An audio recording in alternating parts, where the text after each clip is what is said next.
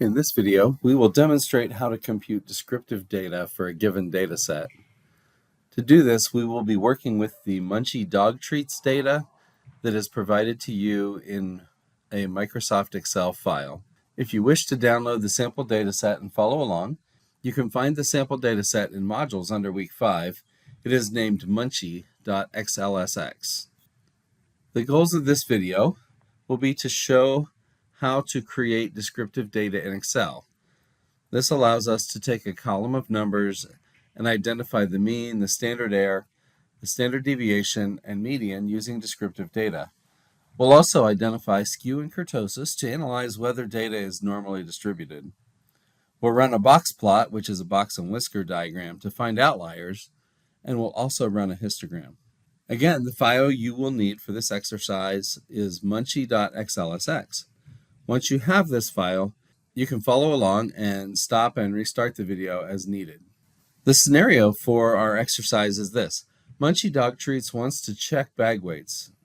If the bags of treats are underfilled or less than 490 grams, customers will notice and they'll get angry. If bags are overfilled or more than 510 grams, then we are just overfilling our bags and losing profits.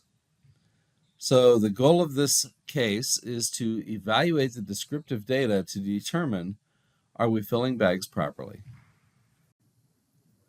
Here I have opened the Munch.xlsx workbook, and you can see that it pretty much contains just a single column of numbers, and there are 300 numbers in this column. The numbers in the column represent the weight of each sample bag in grams. Let's start by running descriptive data.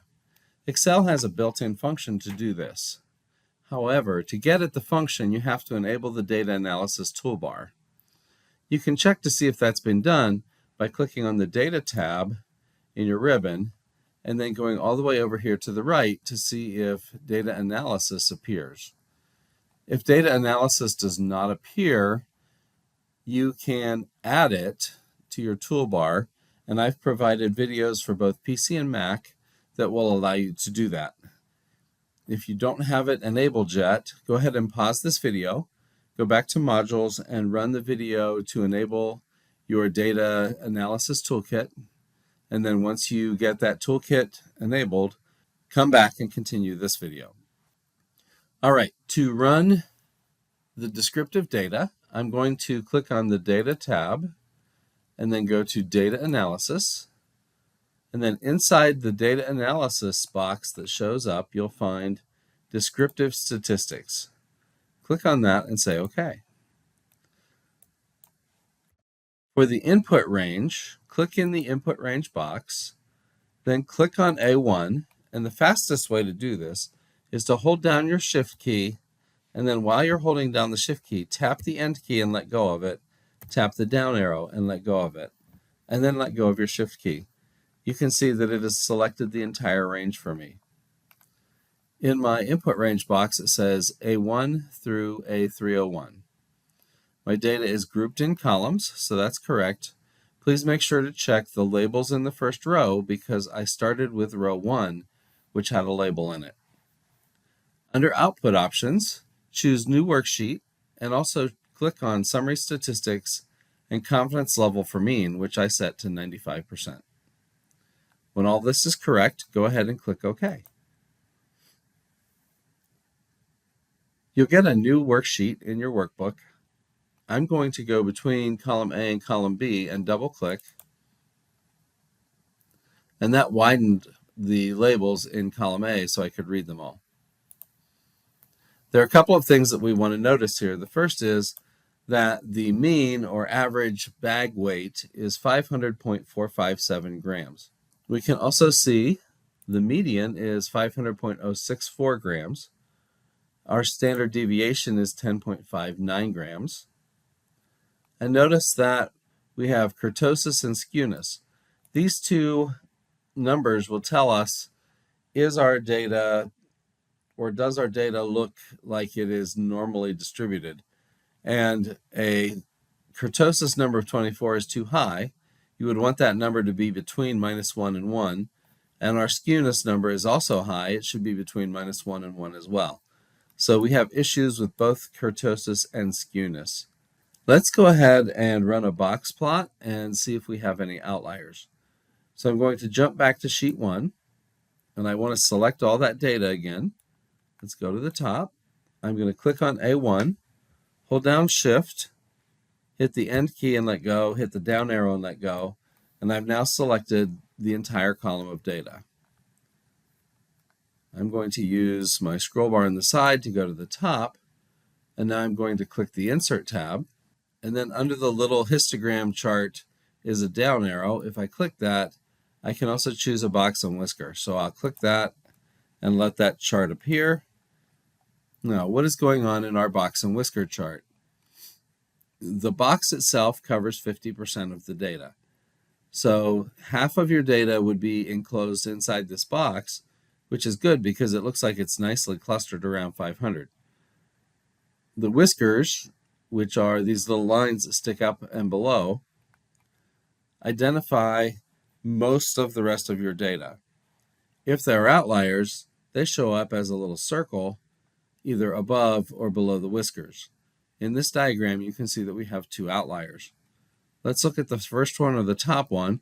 So if I hover over it, I can see that it says bag weight in grams 0.1, value 599.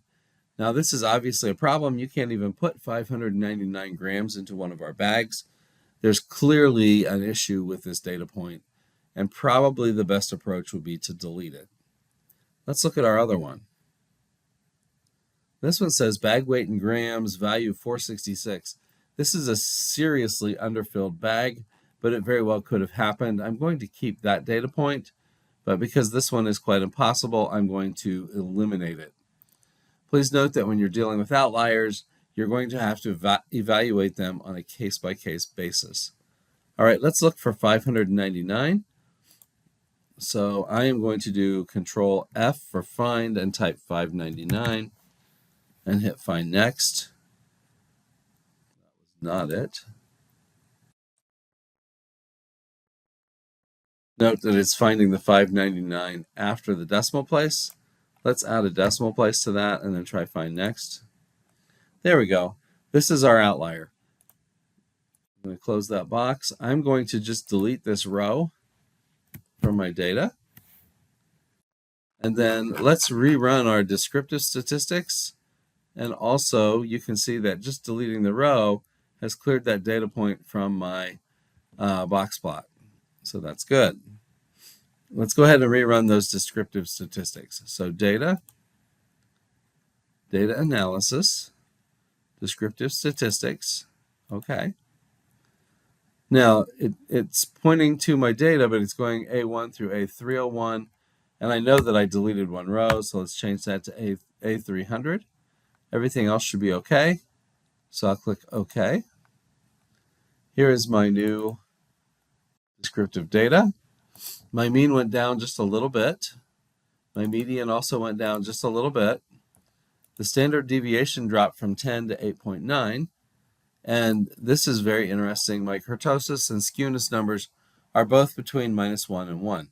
So that's excellent because our data is now appears to be normally distributed. The last thing I want to do in this exercise is to create a histogram. So I'll click on sheet 1 and I'm going to select all my data again. So back to A1, hold down Shift, tap the End key, tap the down arrow, and then go to your Insert tab, click on Recommended Charts, or you could go straight to this histogram and then choose the histogram.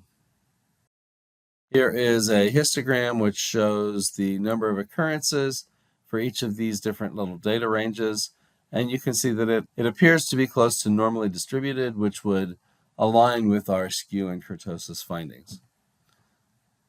For this exercise, what I would want you to do is to turn in your spreadsheet with your box plot, your histogram, and also your descriptive data.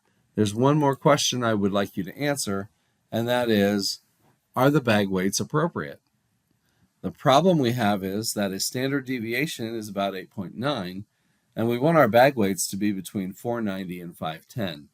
This is implying to me that about 68% of our bags are in the appropriate range, which also means that somewhere around 30% of our bags are outside that range. So even though our mean is correct, we're getting some bags that are either too full or too empty. And we could talk about how do we fix that. In the organization, we're going to have to do something to improve our process so that our bag weights are more consistent. What I would like you to do next is to complete a similar exercise to this. It will be in modules, and your data will be under Rita's Restaurant. And there will also be a description page for Rita's Restaurant, so you can look at that and complete the case for me. When you're finished, upload your spreadsheet to Canvas.